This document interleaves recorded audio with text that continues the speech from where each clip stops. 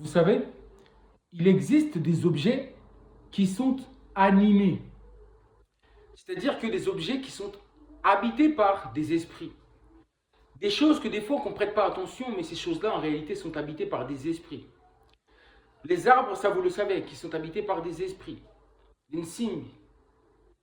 Des esprits, tout simplement, des arbres. Tout comme il existe aussi des esprits pour des minerais.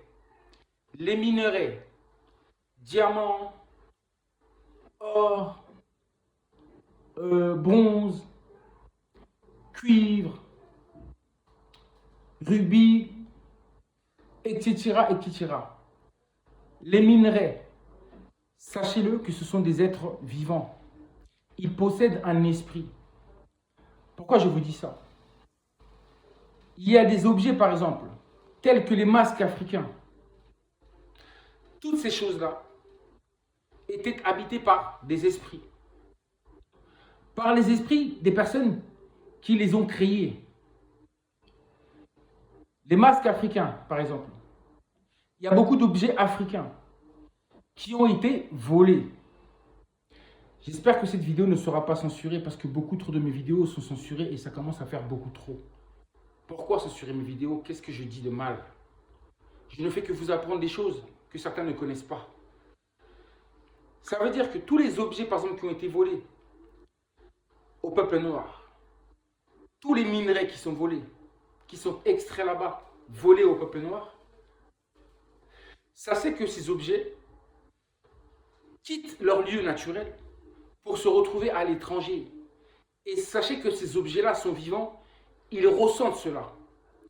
Ils savent qu'ils ne se trouvent pas à l'endroit où ils devaient être, qu'ils ne se trouvent pas près de leur propriétaire. Vous comprenez?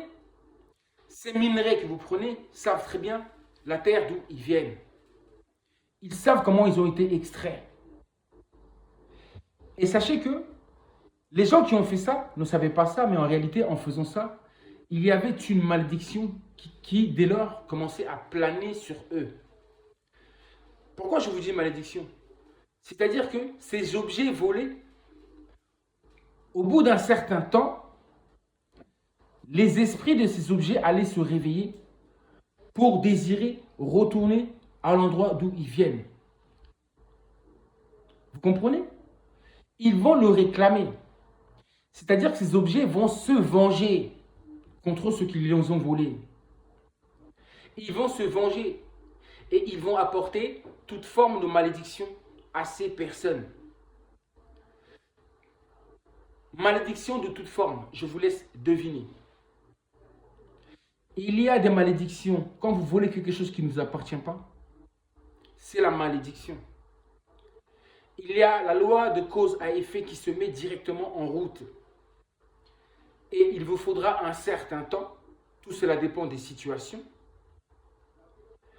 pour que cette loi de cause à effet s'applique. Pour que, justement, ces objets désirent retourner à leur source. Oui, ces objets sont vivants. Et ça, nos ancêtres le savaient très bien. Objets animés. Il y a la vie derrière ça. Derrière des pierres, il y a des esprits derrière tout ça. Ce sont des entités. Et il faut respecter ces entités-là. Il faut respecter leur place. On ne peut pas venir les enlever comme ça, les déplacer comme ça. Tous ces masques qui ont été pris sans permission.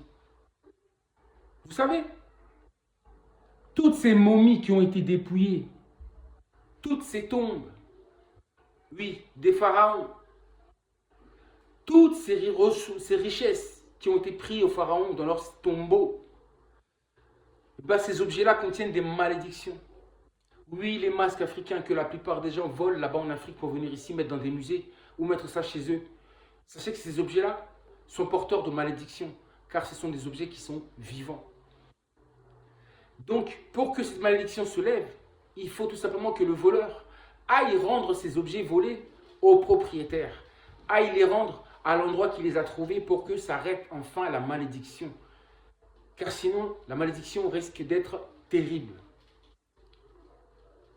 Vous comprenez ça? Dû à ces objets. Donc, il faudra se débarrasser de ces objets pour pouvoir avoir la tranquillité et voir la paix revenir. Sous toutes ces formes, je parle. Toutes ces formes.